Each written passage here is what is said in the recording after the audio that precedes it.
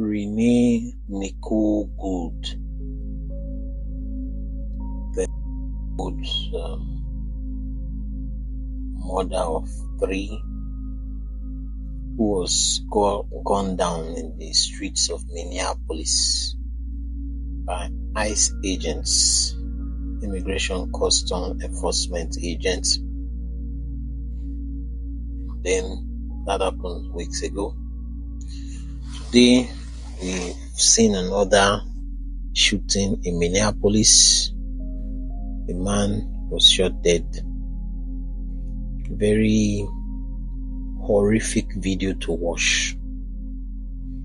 Somebody was lying face down and he was shot multiple times while lying face down.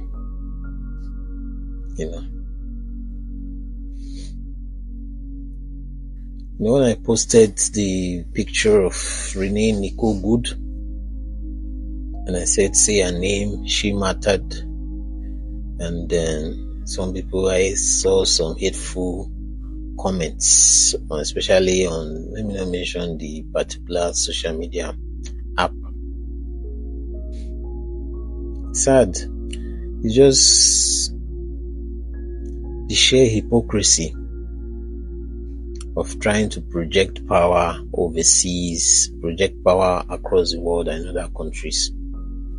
Whereas your own citizen, what is the immigration for? Enforcement for? Is it not to protect your citizens? Before the election, during the debate, Trump said Asian immigrants in a certain US city were eating pets, taking pets of Americans and eating them, trying to imply that Asian immigrants, were so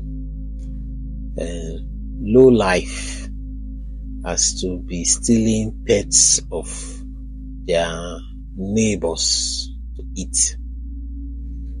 And that was shown to be false. But they just imagine that, look at the accounts of the horrible things immigrants did. Is there anything as horrible as what these law enforcement agents are doing? Somebody who you said was collecting pets of neighbors. How compare it to an officer of the law? Somebody is lying face down. Somebody was held down by multiple agents. And then they backed away and shot at him multiple times. Is there anything as heinous, as terrible, as cruel as that? If this thing that happened now in Minneapolis, if it was an immigrant that did this, what this law enforcement agent did, if it was an immigrant that did this, what would be the response? We all saw how horrific it is when we saw other incidents of shootings that were recorded on video. We saw how horrible it is, how terrible it is. Now, law enforcement shooting, it used to be something that was taken seriously. Now the first thing you just see the government trying to defend law enforcement, the Fox News trying to defend law enforcement. It's horrible. It's just hypocritical. And just to look at the helplessness, Democrats are issuing statements, condemnation statements. Republicans are silent or maybe reposting what Fox is reporting. Just so sad. I feel sad because I followed American politics from when Obama won in 2008. I've had a lot of interest in American politics. I follow American politics. I've spent time watching MSNBC, watching other CNN. I've spent a lot of time following news handles of CNN, ABC, CBS, MSNBC, MS Now, NBC. I watch American movies, American series on Netflix, American movies. I've watched American movies. I've watched American documentaries, American reality shows. I love America. I've never been there. I just love America. But I can't, it's just, think back to Obama days. I followed Obama, everything that took place. Obama controversy, Obama scandal was he was wearing fine spin strip, he was wearing suits, he was not wearing a black suit. That was his controversy. Just think of the controversies when Obama was president. Think of now. If a black man was president and law enforcement was opening fire on an American citizen in the soil of the US, Obama would be impeached. Obama would be impeached. If it was a black man that was president when law enforcement were gunning down a US citizen, think of what happened when Hillary Clinton was Secretary of State and Obama was president, and there was a Benghazi attack that led to the unfortunate demise of the US ambassador and all that. Look at the years and years of investigation, the outcry and all that. That took place in faraway Benghazi. This one is in the streets of Minneapolis, in Minnesota, in the US. American citizens being gunned down by law enforcement without probable cause. They said the man was armed, but he was already lying face down. His weapon has been taken from him, and yet he was still gunned down.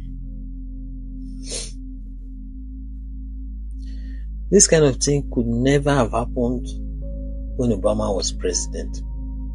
Never. Because it dare not happen. It dare not happen.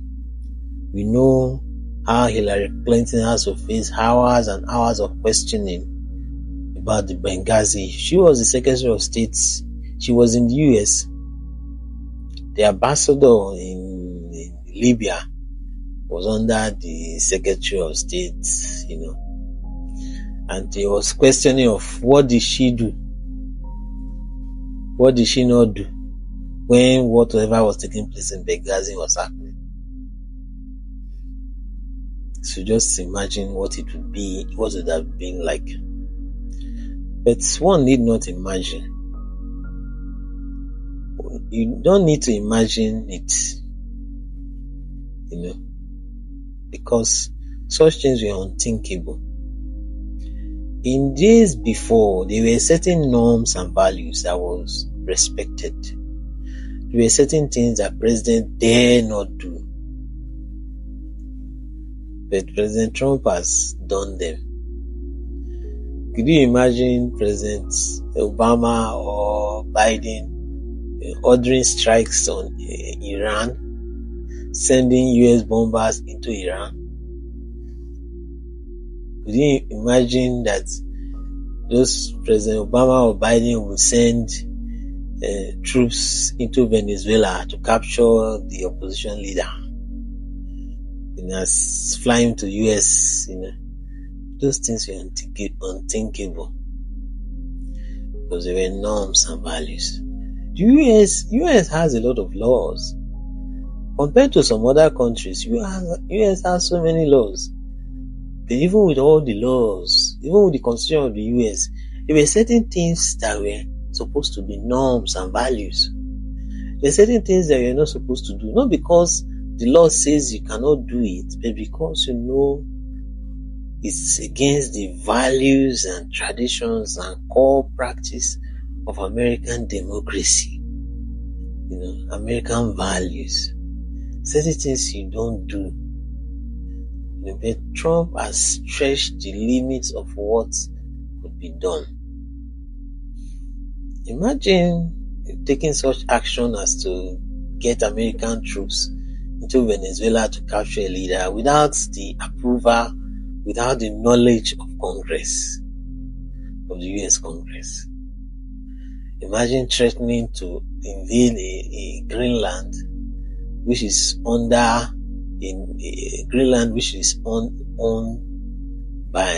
a NATO member.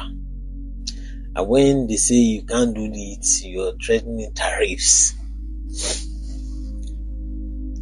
Such things was unthinkable in the past. It was what Kamala Harris said. A lot of what Kamala Harris said before the campaigns, a lot of things are coming true. But recently, Kamala Harris hit at one point.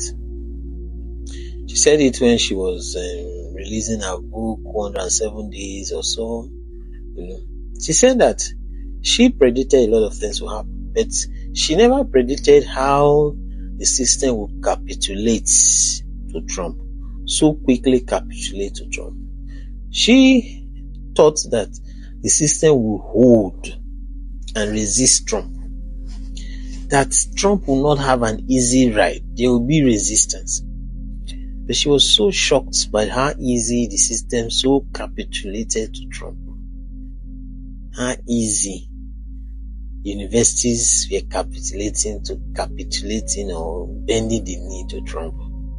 How easy for law firms.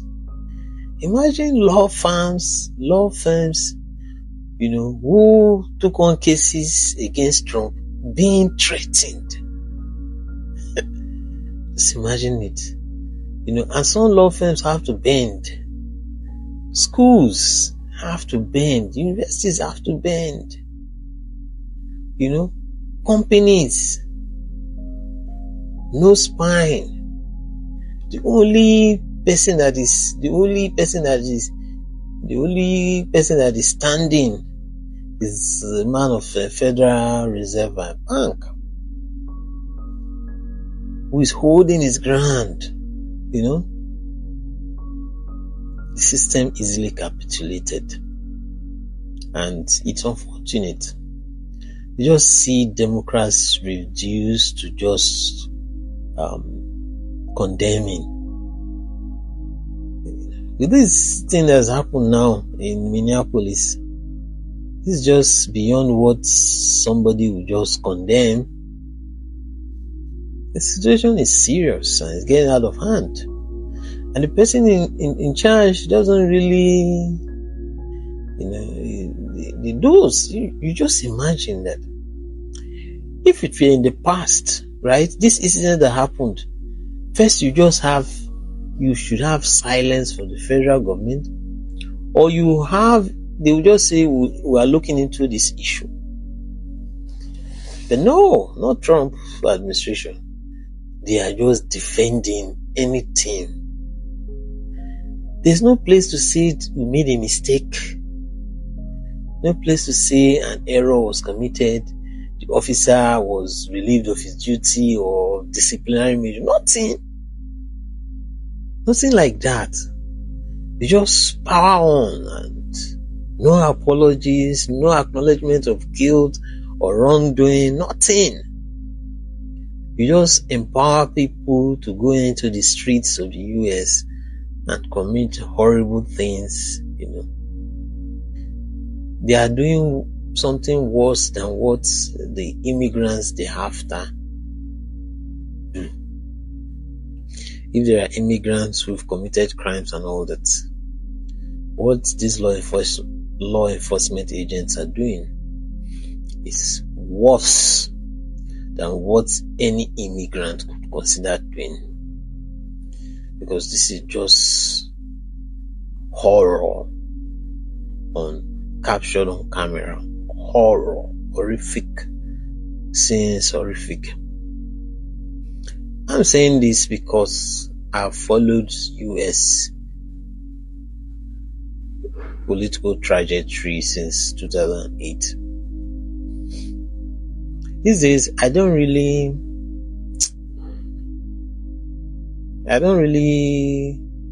follow the US news as much as I used to do.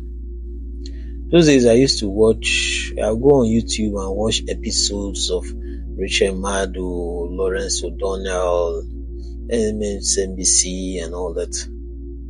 But these days I'm just having this, I don't have that much enthusiasm to watch. Probably because I wanted Kamala Harris to win and she didn't win also. Probably there was so much projection of confidence in Kamala Harris winning that I was shocked by how she now lost to Trump. I don't know, whatever it is, I'm in that phase where I'm kind of disillusioned with some of the news coming out from the US. Trump has a following, great following. People who praise him, clap for him because he drums missiles here and there, does things here and there. When if you apply, if you break it down and look at it, then you ask yourself, what is really happening? What is really going on? What is really the objectives? What are the motives? What is going on? You break it down, you look at it, you're barefaced. Somebody doing something because he wants a Nobel Prize. There's a reason why you cannot nominate yourself for a Nobel Prize. When I was making a video on Alfred Nobel, I read about the Nobel Prize, and one of the rules is that you cannot nominate yourself. The minute you nominate yourself for Nobel Prize, you are disqualified from getting that Nobel Prize. You can't nominate yourself. And before now, people don't used to campaign for Nobel Prizes. You don't campaign, I deserve a Nobel Prize. You don't do that. You do what you need to do, and if the Nobel Prize committees deem it fit, they award you. They give you the award. But not because you ask for it, not because you campaign for it. The Nobel Committee, they are independent body, independent group. They cannot be influenced by campaigns. They can't. Except if Trump wants to say he wants to now face Norway. Because Alfred Nobel said the Peace Prize should be awarded from Oslo, Norway. And the other prizes are awarded in Stockholm. In Stockholm, Sweden. So, because then I think they were one country. The Peace Prize from Oslo. The other prizes in chemistry, in physics, in literature, in medicine, in economics, they are awarded from Stockholm. They are Oslo in Norway, Stockholm in Sweden. I hope I'm right. So Except he wants to tell me he wants to attack Norway because of peace prize. And after attacking them, they will now rise from the ashes and now give you Nobel Prize for it. It's just unfortunate.